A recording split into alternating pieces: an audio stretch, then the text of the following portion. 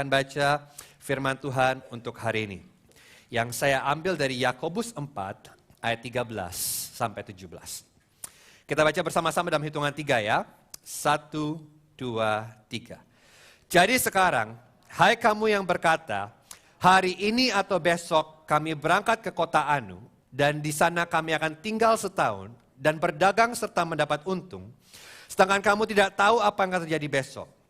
Apakah arti hidupmu? Hidupmu itu sama seperti uap yang sebentar saja kelihatan lalu lenyap. Sebenarnya kamu harus berkata, jika Tuhan menghendakinya, kami akan hidup dan berbuat ini dan itu.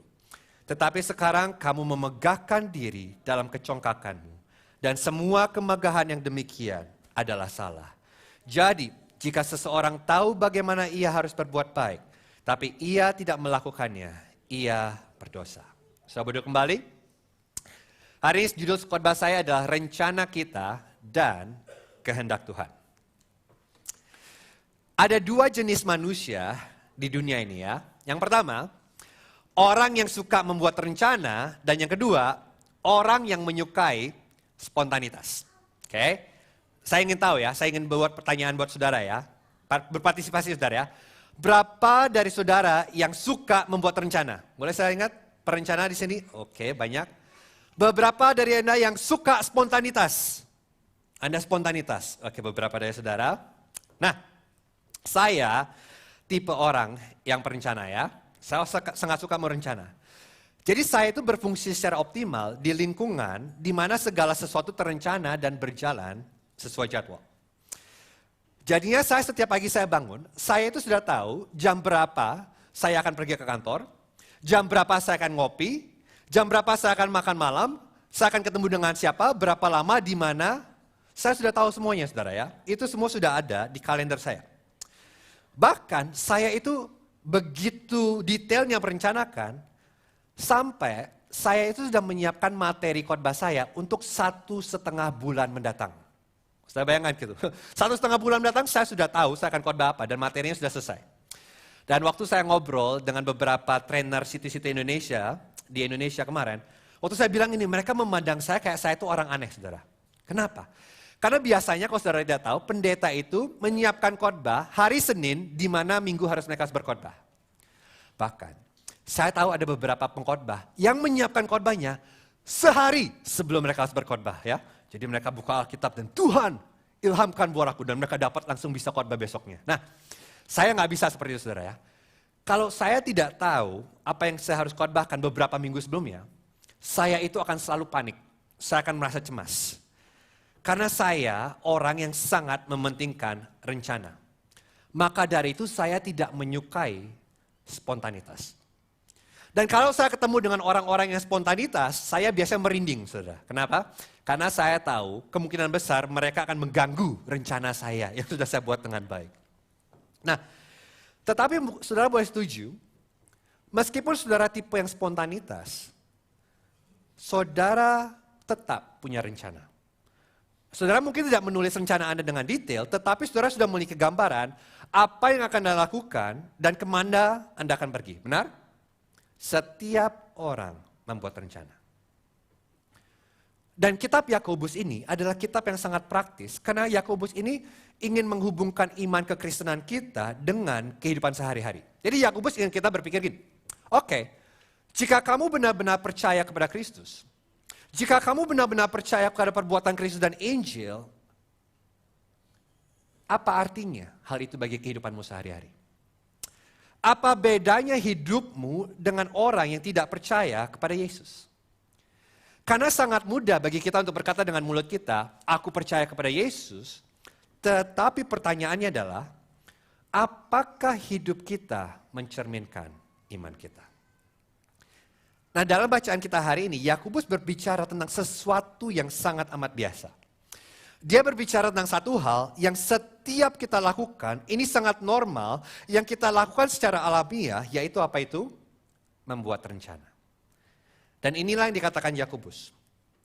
Ada cara untuk membuat rencana yang baik, dan ada cara untuk membuat rencana yang salah. Iman kita kepada Tuhan harus mempengaruhi cara kita membuat rencana. Jadi yang Yakobus ingin tanyakan kepada kita adalah gini, coba lihat kalendermu. Coba lihat schedule. Coba lihat perencanaanmu. Karena kamu bisa mengetahui apakah kamu menaruh imanmu kepada Kristus atau tidak dari melihat rencanamu. Oke? Mari kita lihat ayat ini bersama-sama. Saya memiliki 3 poin. Yang pertama, permasalahan dengan perencanaan. Kedua, bagaimana kemudian membuat rencana. Dan ketiga, mengapa ini penting. Yang pertama, masalah dengan perencanaan. Dari Yakobus 4 ayat 13-14. Berkata begini. Jadi sekarang, hai kamu yang berkata, hari ini atau besok kami berangkat ke kota Anu, dan di sana kami akan tinggal setahun dan berdagang serta mendapat untung, sedangkan kamu tidak tahu apa yang terjadi besok. Apakah arti hidupmu? Hidupmu itu sama seperti uap yang sebentar saja kelihatan, lalu lenyap. Nah, kalau saudara baca sekilas, sepertinya Yakobus itu menentang perencanaan yang strategis. Jadi mungkin yang terjadi di modern konteks adalah gini. Ada seorang pengusaha yang berkata, wow, aku melihat peluang bisnis nih di Chatswood. Jadi aku akan pindah ke Chatswood, tinggal di sana selama 1 tahun, dan aku akan mengerjakan bisnisku dan mendapatkan untung. Jadi orang ini memiliki rencana bisnis, jangka waktu, dan target pendapatan. Dan kita berkata, itu baik. Dan kemudian Yakobus berkata, kamu pikir kamu siapa untuk bisa membuat rencana seperti itu? Tetapi bukan itu yang Yakobus katakan. Karena ya Alkitab itu sangat menjunjung dan mementingkan perencanaan. Kalau saudara baca kitab Amsal berkata bahwa untuk membuat rencana itu adalah hikmat. Untuk tidak membuat rencana adalah kebodohan. Ada pepatah Inggris yang terkenal, saya yakin saudara tahu, pepatah berkata gini, if you fail to plan, you plan to fail. Kalau Anda tidak gagal membuat rencana, Anda berencana untuk gagal. Dan itu benar. Suatu ketika Yesus berbicara tentang murid-muridnya, tentang seseorang yang membangun menara, tetapi orang ini tidak melakukan perhitungan dengan baik sebelum dia membangun menara tersebut, dan karenanya dia tidak bisa menyelesaikan menara tersebut dan dia diejek oleh orang-orang di sekitarnya. Dan Yesus berkata kepada murid-muridnya, jangan lakukan yang sama. Itu kebodohan. Yang berarti Yesus berkata bahwa kita penting untuk membuat rencana. Jadi Yakobus tidak bisa berkata bahwa membuat rencana adalah hal yang bodoh. Tetapi walaupun membuat rencana itu baik, Yakobus, apa yang Yakobus katakan di sini? Dia menentang sebuah macam perencanaan yang tertentu. Apa itu? Dia menentang cara perencanaan yang mengasumsikan bahwa saudara dan saya memegang kendali atas masa depan. Nah, coba saudara lihat cara pengusaha ini membuat rencana ya. Jadi dia membuat rencana sedemikian rupa, dia yakin begini. Rencanaku, jalanku, kekuatanku, kepintaranku, kesuksesanku. Saudara tidak menemukan rujukan tentang Tuhan sama sekali. Jadi dia berpikir gini, dia memegang kendali atas masa depan. Dan saudara dan saya melakukan ini setiap hari, benar? Kenapa? Karena membuat rencana itu sangat alami bagi kita. Kita melakukannya, bahkan kita tidak memikirkannya. Ini datang secara alamiah buat kita. Tetapi pertanyaan Yakobus kepada saudara dan saya pagi hari ini adalah begini. Dalam cara Anda membuat rencana, apakah Anda berasumsi bahwa Anda memegang kendali atas masa depan? Apakah Anda berasumsi bahwa Anda tahu bahwa bagaimana segala sesuatu akan terjadi? Yakobus tidak menentang perencanaan, tapi dia menentang pemikiran bahwa perencanaan kitalah yang terpenting. Dia menentang bahwa bisikan di dalam hati kita yang berkata gini, karena aku sudah melakukan penelitian dengan baik, karena aku sudah merencanakan dengan baik, maka dari itu aku memegang kendali atas masa depanku. Saudara dan saya sering berpikir, asal kita membuat rencana dengan baik, asal kita melakukan rencana itu dengan tekun, kita dapat mengendalikan hasilnya. Dan Yakobus berkata, itu adalah ilusi. Dan saya tahu ya, ini bertentangan sekali dengan budaya kita. Karena budaya kita mengatakan kita kepada setiap hari, kamu bisa menjadi siapapun yang kamu inginkan. Kamu dapat melakukan apapun yang kamu inginkan selama kamu kerja keras, selama kamu berkomitmen. Langit adalah batasnya. Kamu adalah penguasa kehidupanmu. Hampir semua film Disney, kalau sudah perhatikan, memiliki tema hal tersebut. Benar ya? Mereka berkata apa? Masa depanmu ada di tanganmu. Masa depanmu adalah apapun yang kamu buat. Jadi kamu bebas menentukan masa depanmu dengan terbaik. Tapi ini yang menarik. Ada sebuah buku sekuler yang sangat amat terkenal, New York bestseller, yang ditulis oleh Malcolm Gladwell berjudul Outliers. Sudah pernah tahu buku itu? Buku itu sangat bagus. Saya sangat rekomendasikan saudara baca ya. Dan di buku itu dia berpendapat begini. Kesuksesan sebenarnya tidak ada di bawah kendali kita. Jadi inti dari buku tersebut dia berkata gini, ya kerja keras itu penting, komitmen dan strategi yang baik itu penting jika Anda ingin sukses. Namun itu semua hanyalah sebagian kecil dari apa yang berkontribusi terhadap kesuksesan. Kenapa?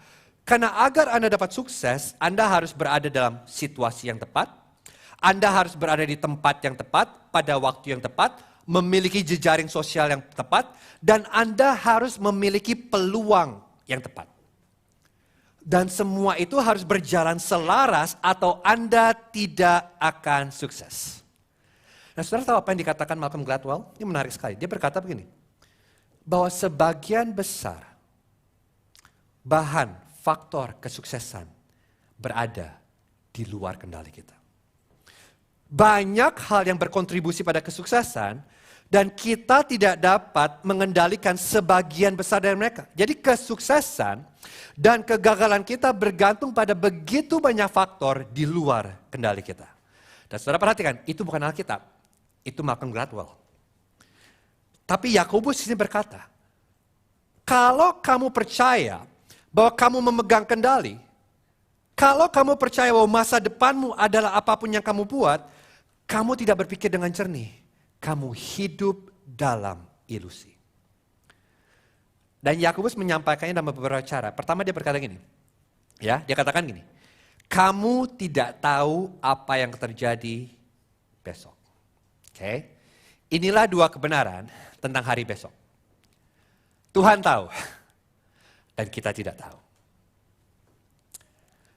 Kalau saudara orang Kristen hari ini, saudara tahu apa akan terjadi 1 juta tahun dari sekarang, benar?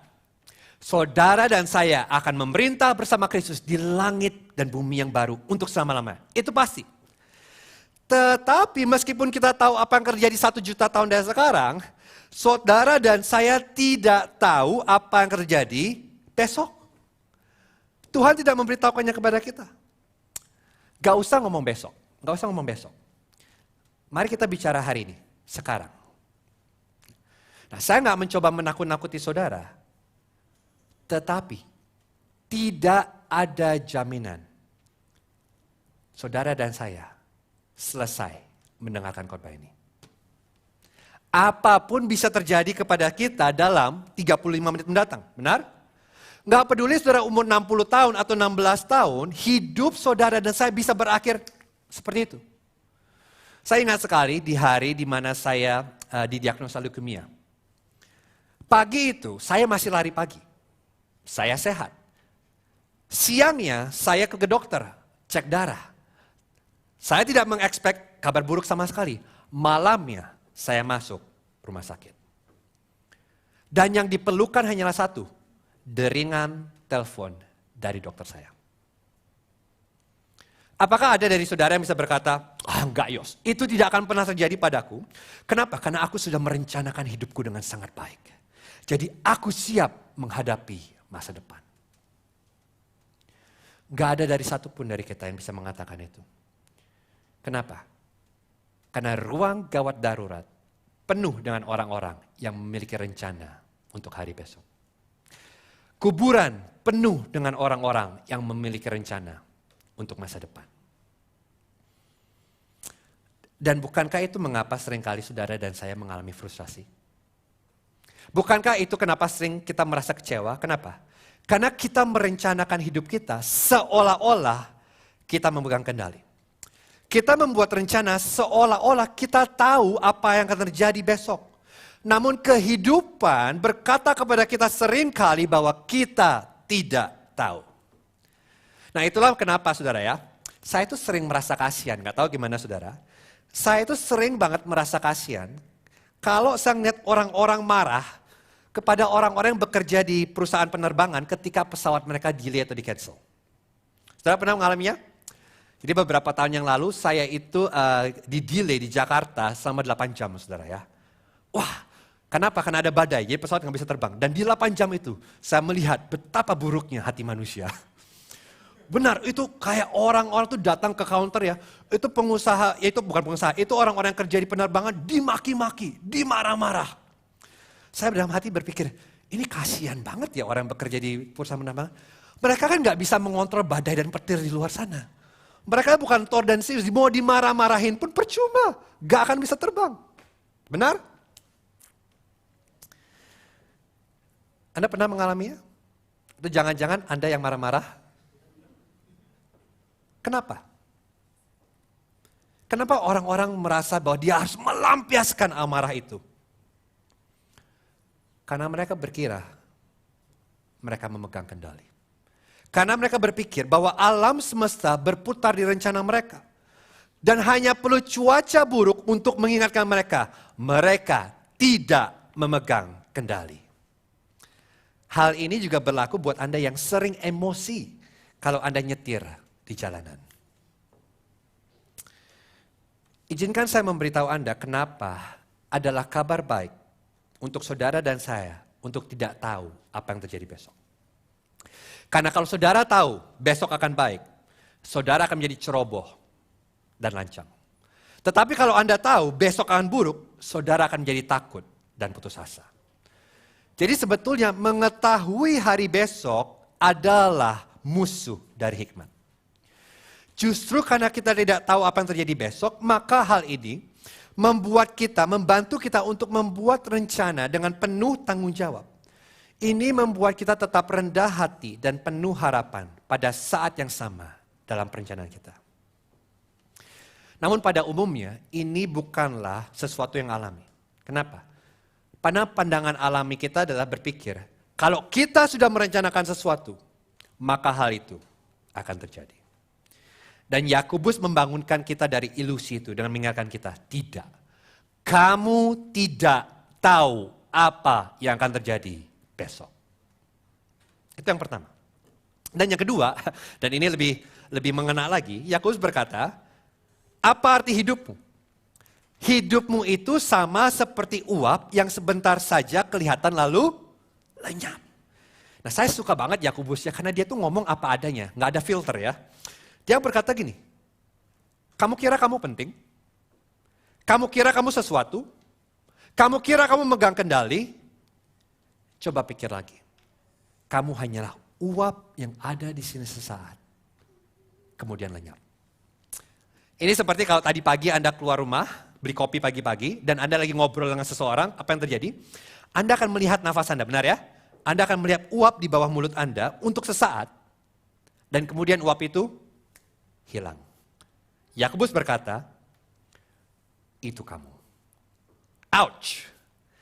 Tidak ada yang lebih sebentar dan yang lebih singkat daripada itu. Apa intinya? Intinya ini. Ketika kita membuat rencana untuk hidup kita, ada bahaya untuk kita berpikir bahwa kita adalah pusat dari semuanya. Kita berpikir bahwa kita adalah tokoh utama dalam hidup kita. Sewaktu saya mempelajari teks ini, salah satu komentari yang saya baca mengatakan seperti ini. Dia bertanya, jika hidupmu adalah sebuah autobiografi, apa judul bukunya?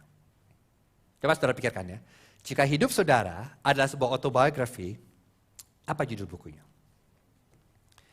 Beberapa bulan yang lalu, saya ngobrol dengan teman saya tentang refleksi yang saya tulis dan kemudian saya akan bagikan nantinya ya. Dan dia berkata, oh Yos, itu bisa menjadi sebuah buku nanti yang judulnya Memoir Seorang Pendeta Melalui Ujian dan Penderitaan. Saya jawab, terlalu bagus judulnya bro. Mungkin judul yang lebih tepat, Memoir Seorang Pendeta yang Frustasi. Jika hidup Anda ada sebuah autobiografi, apa judul buku itu? Memaksimalkan momen, melawan segala rintangan, dari miskin menjadi kaya, dari mimpi menjadi kenyataan, hidupku, aturanku. Itu adalah beberapa judul autobiografi terkenal yang saya temukan di internet. Oke. Yakobus menyarankan judul autobiografi untuk saudara dan saya. Dia berkata, kalau Anda sudah mengumpulkan semua momen-momen kehidupan Anda, semua pencapaian terbesar Anda, inilah yang seharusnya menjadi judul autobiografi Anda. Anda siap? Kabut, uap, sementara, sekejap. Dan kemudian tambah tagline-nya, ada sesaat, lalu lenyap. Karena itulah kenyataan tentang setiap kita. Tidak peduli siapa kita, tidak peduli apa yang kita capai, tidak peduli apa yang kita lakukan, kita akan dilupakan. Karena tidak ada yang kita lakukan yang membuat perbedaan secara terus-menerus. Dalam terang sejarah manusia, tidak ada yang akan selalu mengingat kita.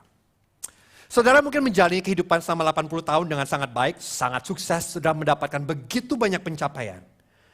Tetapi hanyalah masalah waktu sebelum orang-orang tidak lagi mengingat nama saudara. Nah, saat ini saya mengerti ya. Saat ini kalau saudara memiliki anak-anak yang masih kecil dan anak-anak itu berlarian di ruang tamu saudara, Anda merasa sepertinya waktu itu di sisi Anda, benar? Anda memiliki begitu banyak waktu. Namun Yakobus berkata, keluarga Anda adalah kabut. Mereka akan lenyap. Kenapa? Karena suatu hari akan tiba ketika salah satu dari Anda akan melihat setiap orang di ruang tamu itu di dalam kubur. Tidak ada perencanaan strategis, kerja keras, manajemen resiko yang dapat menghentikannya. Tidak ada operasi plastik di Korea, sedat lomak, diet keto, dan olahraga apapun yang dapat mencegahnya. Hidup kita hanyalah kabut yang ada di sini untuk sesaat. Saya mungkin berpikir, ini khotbah Pentakosta yang paling depresi yang pernah dengar. Karena saya belum selesai, saudara ya, jangan khawatir. Tapi sekali lagi, Yakobus tidak menentang rencana, membuat rencana. Tetapi kalau kita membuat rencana, seolah-olah kita itu seseorang yang penting, dan semua orang harus mengikuti rencana kita, dan rencana kita harus terjadi, kita membodohi diri kita sendiri. Kalau gitu pertanyaannya, bagaimana seharusnya kita membuat rencana? Oke. Poin kedua saya, bagaimana membuat perencanaan? Yakobus 4 ayat 15 berkata gini, sebenarnya kamu harus berkata, jika Tuhan menghendakinya, kami akan hidup dan berbuat ini dan itu. Nah, saya akan mengajarkan Anda sebuah kata Latin yang sangat amat terkenal di dunia teologi. Dan kata itu adalah Deo volente. Oke, kita ucapkan bersama-sama ya dalam hitungan 3 ya. 1, 2, 3. Deo volente. Jadi kalau besok saudara ke kantor dan ditanya, belajar apa kamu? Atau ngapain kamu kemarin di gereja? Saudara bisa bilang, saya belajar Deo volente. Kedengaran pintar sekali, saudara. Nah, apa itu Deo volente? Deo volente itu artinya jika Tuhan menghendaki. Yakobus berkata, daripada berkata, aku akan melakukan ini dan itu akan terjadi. Katakanlah begini, jika Tuhan menghendakinya, aku akan hidup dan melakukan ini dan itu. Nah, namun apa artinya jika Tuhan menghendaki? Apakah itu mulai sekarang berarti setiap kali saudara membuat rencana, setiap kali saudara ngobrol, saudara akan menggunakan kata jika Tuhan menghendaki? Mau makan di mana habis gereja? Aku mau makan di Lestari, Deo volente. Besok kamu mau ngapain? Aku besok kerja, Deo volente. Kamu mau pergi liburan kemana? Aku rencana liburan ke Jepang, Deo volente. Jangan saudara ya, itu menyebalkan. Menurut saya ada baiknya saudara sekali-sekali berkata Deo volente. Jika Tuhan menghendaki. Untuk mengingatkan Anda bahwa Anda tidak memegang kendali. Tetapi kalau Anda mengatakan setiap saat, itu hanya akan menjadi sebuah jargon Kristen yang menjengkelkan. Jadi yang Yakobus ajarkan di sini, dia tidak memberikan sebuah formula, untuk kemudian waktu kita berkata Deo volente, maka Tuhan memberikan stempel, oke, aku setuju dengan rencanamu. Bukan. Jadi sebetulnya apa itu Deo volente?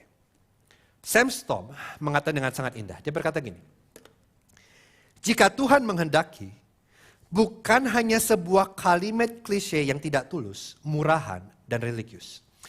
Ini adalah sebuah cara pandang, sebuah teologi kehidupan, sebuah sikap yang tunduk dengan rendah hati pada rencana Allah yang berdaulat dan penuh tujuan. Saya ulangi. Jika Tuhan menghendaki, bukan hanya sebuah kalimat klise yang tidak tulus, murahan, dan religius. Ini adalah sebuah cara pandang, sebuah teologi kehidupan, sebuah sikap yang tunduk dengan rendah hati pada rencana Allah yang berdaulat dan penuh tujuan. Dengan kata lain, ini adalah sikap yang mengatakan ini, Tuhan, ini rencanaku. Tetapi aku meletakkan rencanaku di dalam tanganmu. Aku menaruh rencanaku pada kehendakmu karena engkau tahu lebih baik daripada yang aku tahu. Engkau tahu masa depan dan aku tidak tahu. Dan rencanamu dan pribadimu dan engkaulah yang terpenting. Jadi aku menyerahkan semua rencanaku dalam tujuan kedaulatanmu. Ini adalah postur hati. Ini adalah sikap ketergantungan. Kita mengakui keterbatasan kita dan kedaulatan Tuhan. Jadi kita mengakui bahwa segala sesuatu yang kita lakukan, segala sesuatu yang kita capai, segala sesuatu yang kita raih dalam hidup, pada akhirnya berada di bawah kedaulatan Tuhan. Kita tidak memegang kendali. Tuhanlah yang memegang kendali. Kita tidak memegang kontrol. Tuhanlah yang memegang kontrol. Kita bukanlah penguasa kehidupan kita. Tuhanlah penguasa kehidupan kita. Jadi kita harus mengingatkan diri kita sendiri bahwa situasi apapun yang kita hadapi sekarang, satu-satunya alasan kita berdiri di sana adalah karena kasih karunia Tuhan. Kita harus berkata kepada diri kita sendiri, fakta bahwa hari ini aku hidup. Kalau aku masih bernafas, kalau aku masih bisa berpikir, kalau aku bisa masih membuat rencana, itu semua karena Tuhan masih bermurah hati kepadaku. Aku tidak dapat melakukan apapun tanpa Tuhan. Aku sepenuhnya bergantung kepada Tuhan dalam segala hal yang kulakukan. Ini perlu menjadi sikap kita ketika kita membuat rencana. Tapi kenyataannya yang menyedihkan adalah begini. Ketika kita membuat rencana, kita dapat dengan cepat menjadi ateis. Semua rencana kita berputar di sekitar kita dan tidak melibatkan Tuhan. Dan kita membuat rencana seperti yang dilakukan oleh orang-orang bukan Kristen. Jadi kalender saudara dan saya terlihat sama persis dengan kalender mereka. Dan jika perencanaan kita dengan orang-orang bukan Kristen sama persis, pertanyaannya, di mana iman kita kepada Kristus? Inilah maksud Yakobus. Dia bertanya kepada kita, apakah kalendermu sudah diselamatkan? Apakah perencanaanmu sudah diselamatkan? Karena kalender kita akan menunjukkan apakah Tuhan ada di sana atau tidak. Apakah kita membuat rencana dengan mengingat Tuhan?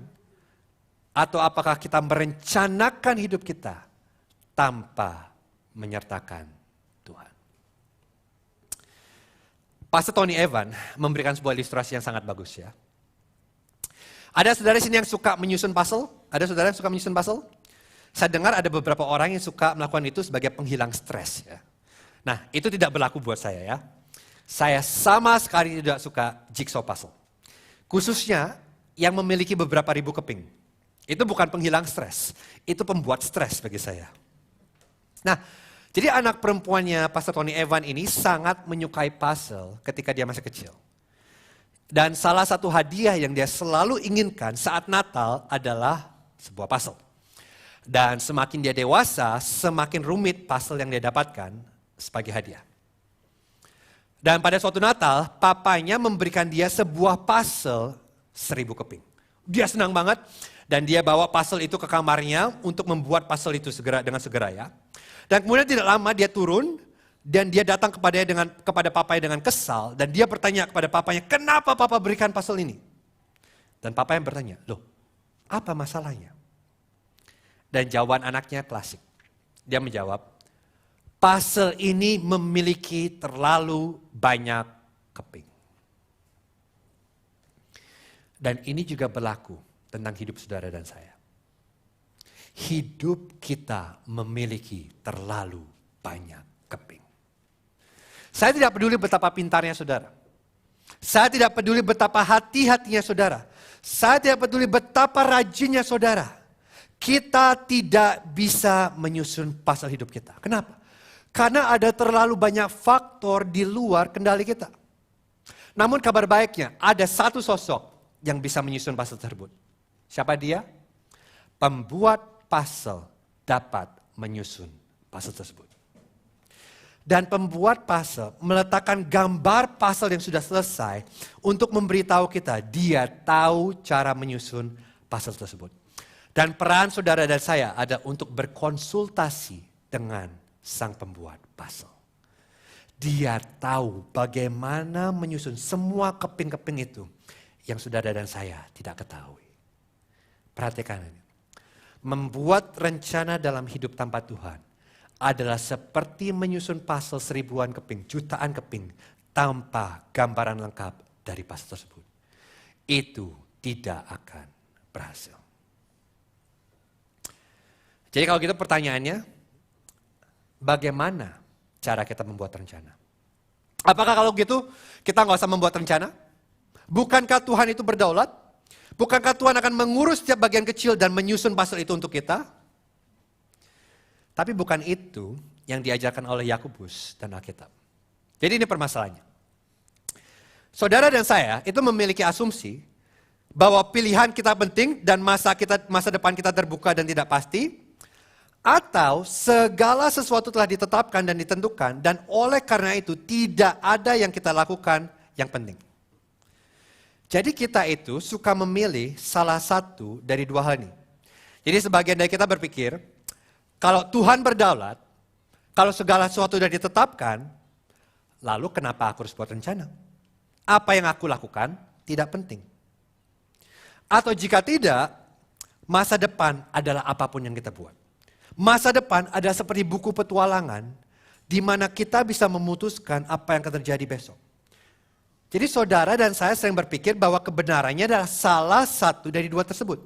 Tetapi Alkitab berkata dua-duanya benar. Saudara dan saya benar-benar bebas. Dan sekaligus segala sesuatu sudah ditentukan. Nah, saya berikan sebuah contoh dari Alkitab ya. Suatu hari Rasul Paulus itu sedang berada di atas kapal bersama prajurit dan pelaut menuju ke Roma. Dan yang terjadi adalah ada sebuah badai dahsyat yang menghantam kapal mereka. Dan badai itu begitu buruk sehingga mereka pada takut kehilangan nyawa mereka. Lalu pada malam hari Tuhan datang kepada Paulus melalui seorang malaikat dan berkata, Paulus, jangan takut. Meskipun badai ini sangat buruk dan meskipun mungkin kapal ini akan hancur, tidak ada seorang pun dalam kapal ini yang akan mati. Kalian semua akan sampai ke Roma dengan selamat. Jadi Tuhan berkata itu kepada Paulus, dan kemudian Paulus menyampaikannya kepada yang lain di kapal. Namun keesokan harinya, di tengah badai, ketika para pelaut ingin kabur dari kapal untuk menyelamatkan nyawa mereka, Paulus tidak tinggal diam. Dia tidak berkata, nggak masalah kalau para pelaut ini melarikan diri. Itu bukan urusanku. Karena Tuhan sudah berkata, aku pasti sampai ke Roma. Maka aku pasti akan sampai ke Roma. Tidak. Tapi Paulus berkata, dia berkata kepada nakoda kapal, kalau kamu izinkan, kalau kamu biarkan para pelaut ini meninggalkan kapal ini, kita akan mati. Tunggu dulu. Bukankah Tuhan sudah berjanji bahwa mereka akan sampai di Roma tanpa satu orang pun yang mati? Benar? Tetapi janji Tuhan mengandaikan bahwa mereka akan tetap bersama. Nah, saudara dan saya sering berpikir gini, lah kalau mereka pasti akan mati, berarti belum tentu mereka akan hidup. Tetapi kalau mereka semua pasti akan hidup, lalu mengapa harus peduli apa yang mereka lakukan. Entah Tuhan berdaulat atau kita bertanggung jawab. Tetapi Alkitab mengatakan bukan salah satu, dua-duanya benar. Alkitab mengajarkan Tuhan benar-benar megang kendali dan bahwa pilihan saudara dan saya benar-benar penting. Nah, saya tahu, begitu saya ngomong ini, saudara langsung berkata, Yos, ini gak masuk akal. Bagaimana aku bisa menggabungkan kedua kebenaran ini? Dan saya tidak menyalahkan Anda. Karena ini adalah salah satu misteri Alkitab. Bagaimana kedua kebenaran ini berjalan selaras. Tetapi saya akan memberitahu Anda mengapa sangat penting bagi kita untuk memegang kedua kebenaran ini bersama-sama.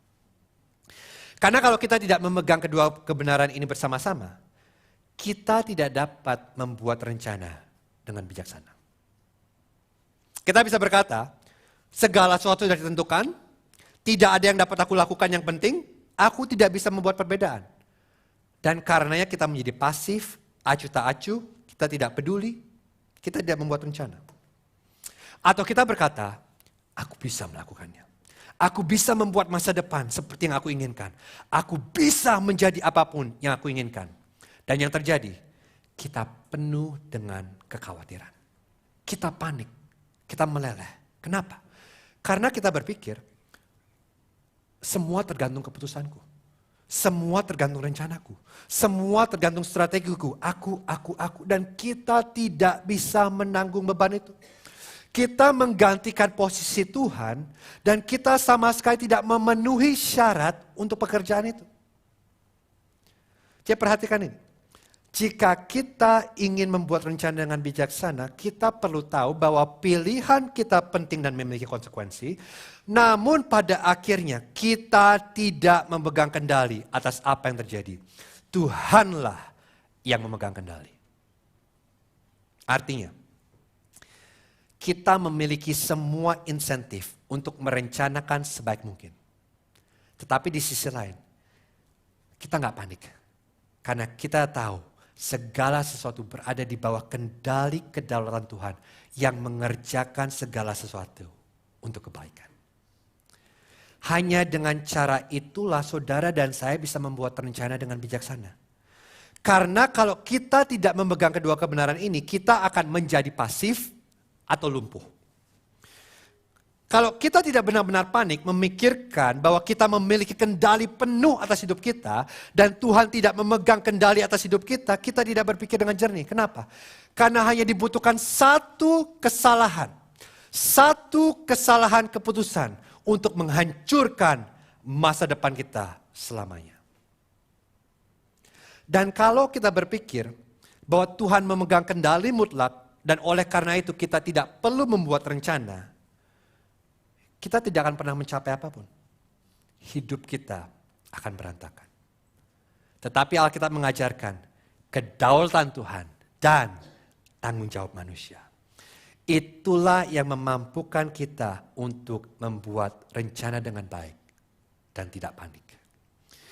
Tidak ada yang lebih praktis dalam kehidupan daripada mempercayai bahwa kita bertanggung jawab penuh atas rencana kita. Dan Tuhan memegang kendali penuh pada saat yang sama.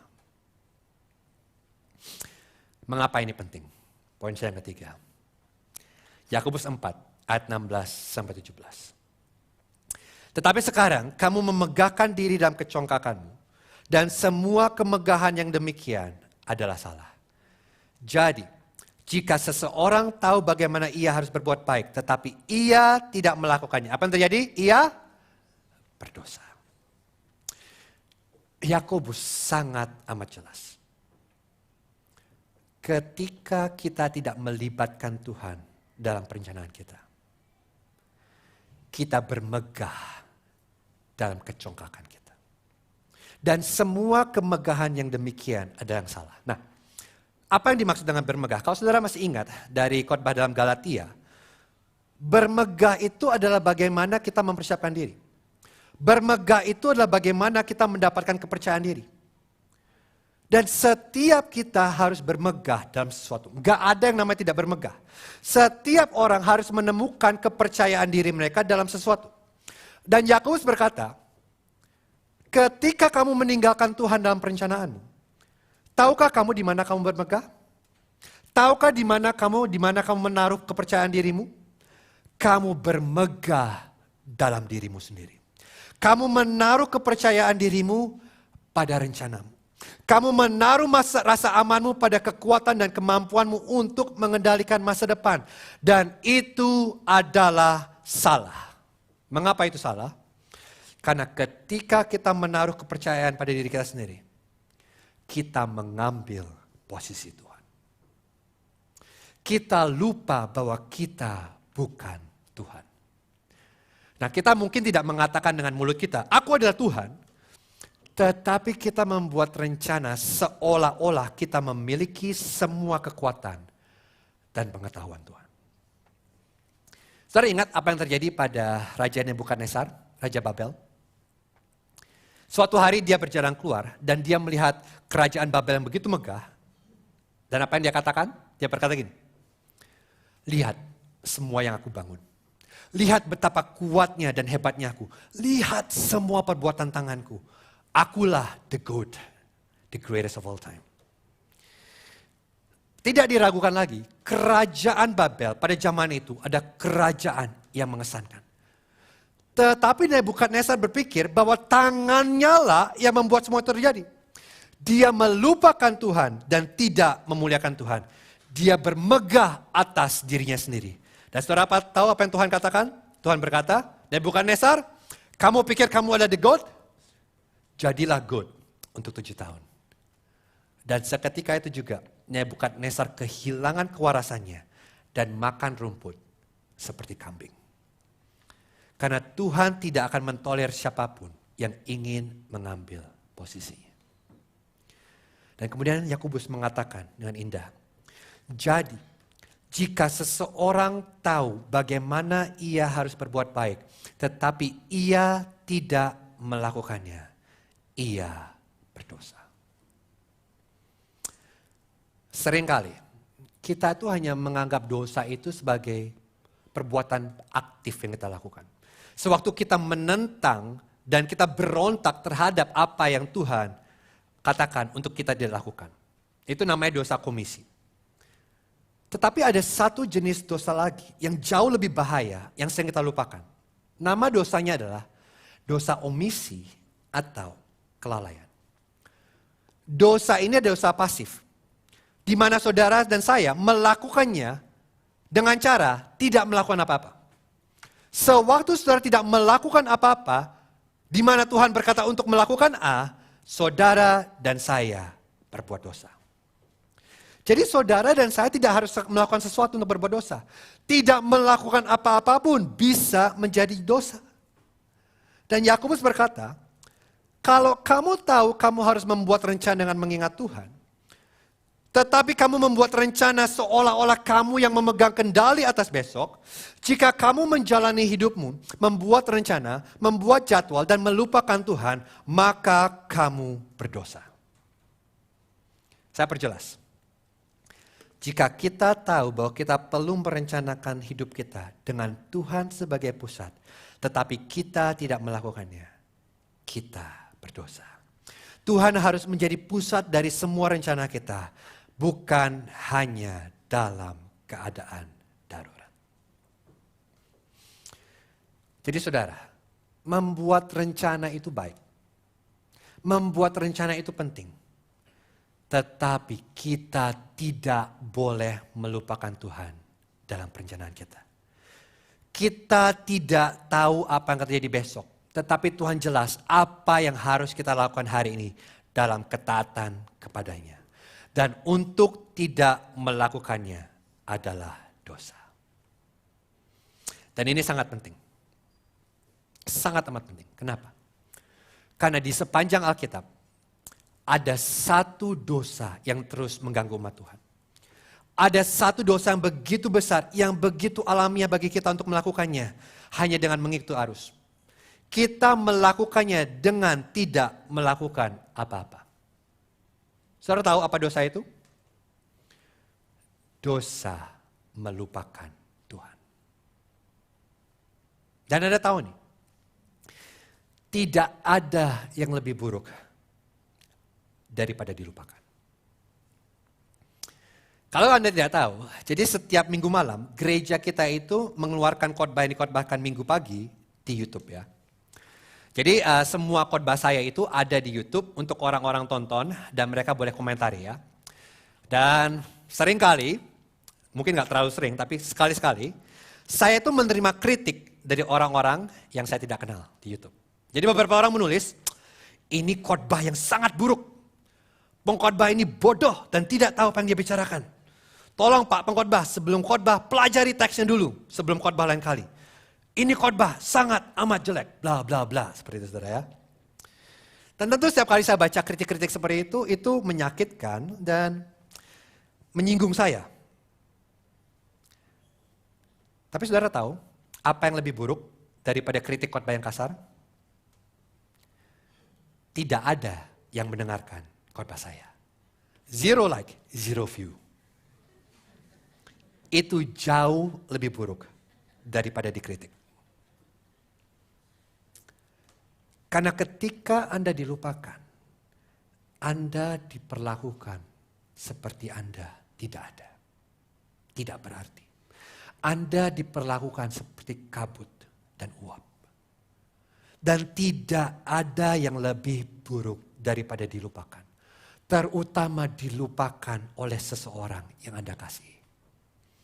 Kalau ada orang yang Anda tidak kenal, dan dia pesta ulang tahun, dan dia lupa undang Anda gak peduli. Anda cuek. Kalau sahabat terbaik Anda lupa ngundang Anda ke pesta ulang tahunnya, Anda akan langsung mencoret namanya dari daftar sahabat Anda. Dan itulah yang kita lakukan kepada Tuhan. Setiap kali kita membuat rencana tanpa melibatkan Tuhan. Perhatikan apa yang Tuhan katakan dalam Yeremia 2:32. Tuhan berkata gini, dapatkah seorang dara melupakan perhiasannya? Atau seorang pengantin perempuan melupakan ikat pinggangnya? Tetapi umatku melupakan aku sejak waktu yang tak terbilang lamanya. Saya jelaskan. Saya sudah melakukan banyak pernikahan ya. Tetapi sampai hari ini, saya tidak pernah melihat seorang pengantin berjalan ke pelaminan tiba-tiba berkata, oh tidak, aku lupa pakai make upku. Dan dia kabur. Gak pernah. Itu tidak pernah terjadi dan mungkin tidak akan pernah terjadi. Kenapa? Karena tidak ada yang lebih penting bagi pengantin wanita daripada tampil secantik mungkin di hari pernikahannya. Benar para wanita? Itulah mengapa pengantin wanita bangun jam 3 pagi untuk make up. Karena tidak ada yang lebih penting daripada itu. Dan Tuhan berkata di Yeremia 2:32. Kamu mengingat hal-hal yang penting bagimu. Kamu gak mungkin lupa. Tapi kamu tidak mengingat aku. Aku tidak penting bagimu. Karena sewaktu kita melupakan Tuhan, secara definisi kita mengambil posisi Tuhan. Kita mungkin berpikir melupakan Tuhan itu dalam perencanaan itu kecil, itu masalah sepele. Tapi sebenarnya tidak. Kenapa? Karena melupakan Tuhan adalah akar dari setiap dosa. Kesombongan dan kemandirian. Kita ingin menjadi Tuhan bagi diri kita sendiri. Kita bertindak seolah-olah kita memiliki hak untuk membuat keputusan dalam hidup. Dan kita memiliki pengetahuan yang cukup untuk mengetahui apa yang sedang terjadi dan akan terjadi. Melupakan Tuhan berarti mengambil alih tempat Tuhan dalam kehidupan dan dunia. Dan kalau itu yang kita lakukan, tidak heran kita khawatir. Tidak heran saudara tidak bisa tidur di malam hari. Tidak heran saudara stres, tidak heran saudara selalu gelisah. Saudara tahu kenapa? Saudara tahu kenapa saudara khawatir? Karena saudara berasumsi, saudara tahu apa yang harus terjadi besok. Saudara berasumsi, saudara tahu apa yang harus terjadi dalam hidup saudara. Saudara tahu apa yang harus terjadi pada kehidupan orang-orang sekitar Anda. Tetapi kenyataannya Anda tidak tahu. Anda mengambil posisi Tuhan. tanpa pengetahuan yang Tuhan miliki, Anda melupakan Tuhan. Itulah kenapa Anda khawatir. Anda mengasumsikan Anda tahu, padahal Anda tidak tahu. Dan itu permasalahan saudara dan saya. Masalah utama kita adalah kita melupakan Tuhan. Dan sudah selayaknya, kalau saudara dan saya melupakan Tuhan, sudah selayaknya Tuhan mencoret nama kita dan melupakan kita. Tapi Yakobus berkata, ingat Tuhan. Ingat Tuhan. Bagaimana Yakobus bisa menyuruh kita untuk mengingat Tuhan sementara saudara dan saya layak dilupakan oleh Tuhan. Inilah gak membuat saya habis pikir. Perhatikan apa yang Tuhan katakan di Yesaya 49 ayat 15. Tuhan berkata, dapatkah seorang perempuan melupakan bayinya sehingga ia tidak menyayangi anak dari kandungannya? Sekalipun dia melupakannya, aku tidak akan melupakan engkau. Saudara bisa bayangkan seorang ibu yang melupakan bayinya masih kecil? Saya gak bisa. Tapi bahkan jika itu mungkin, jika mungkin untuk seorang ibu untuk melupakan bayinya, Tuhan berkata, aku tidak akan pernah melupakan kamu. Bahkan ketika kita melupakan Tuhan, Tuhan tidak pernah melupakan kita. Dan inilah ironi Injil. Kitalah yang membutuhkan Tuhan, namun kita melupakannya setiap hari. Tuhan tidak membutuhkan kita, namun Dia tidak pernah sedetik pun melupakan kita. Bagaimana? Dan saya selesai. Bagaimana mungkin Tuhan dapat terus mengingat kita jika kita melupakan Dia? Hanya satu jawabannya. Saudara dan saya harus membaca Yakobus 4 secara terbalik. Semua hal yang dikatakan Yakobus pasal 4 yang tidak boleh kita lakukan, menyiratkan hal-hal yang seharusnya kita lakukan. Dan satu-satunya sosok yang telah melakukan semua yang harus kita lakukan adalah Yesus. Yesus adalah satu-satunya orang yang hidup dengan Tuhan sebagai pusat dari segala sesuatu yang dia lakukan. Yesus adalah satu-satunya pribadi yang tidak pernah memegahkan diri. Yesus adalah satu-satunya sosok yang menyerahkan seluruh rencananya kepada kehendak Tuhan. Yesus adalah satu-satunya orang yang tidak pernah melupakan Tuhan. Tapi pada malam sebelum penyaliban, dia berdoa kepada Allah Bapa. Saudara tahu doanya, dia berkata gini, Bapa, kalau mungkin, kalau ada jalan lain, kalau ada rencana lain, izinkanlah salib lepas daripadaku. Namun bukan kehendakku, bukan rencanaku, tapi rencanamu yang terjadi.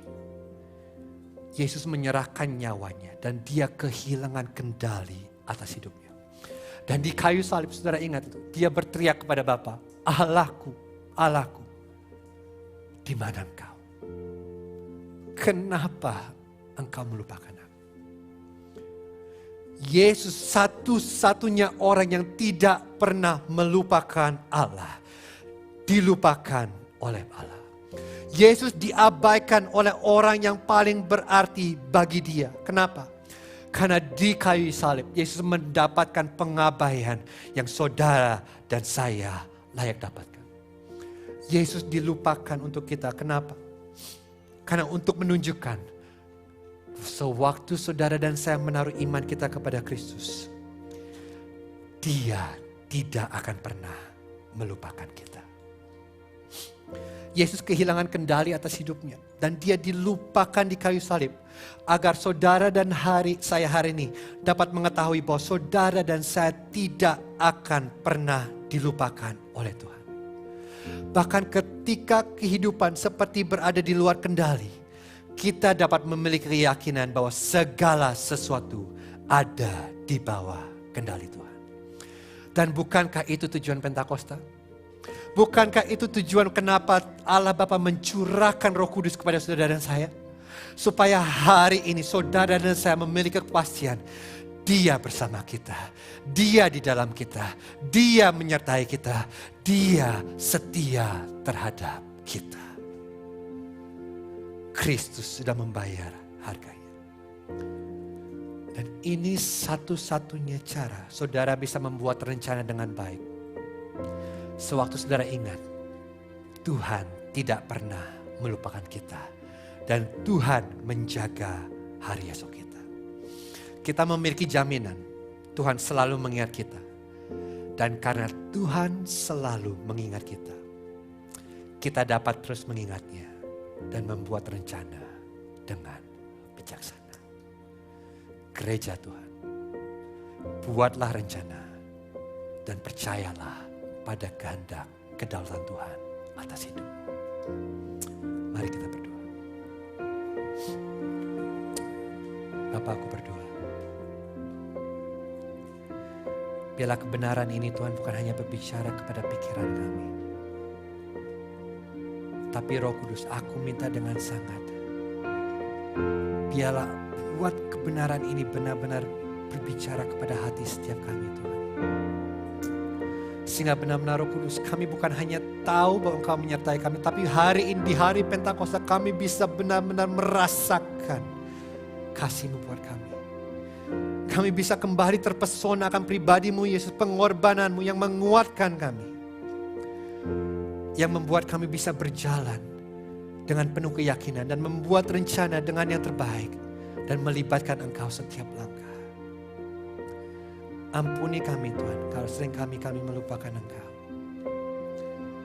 Tapi biarlah Tuhan pagi hari ini kami mau bertobat bersama-sama dan kami mau berkata, biarlah kehendak-Mu yang jadi Tuhan kami. Biarlah kami boleh membuat rencana dengan sebaik mungkin. Tapi kami berserah kepada Engkau sepenuhnya. Dan Engkau akan menuntun langkah kami.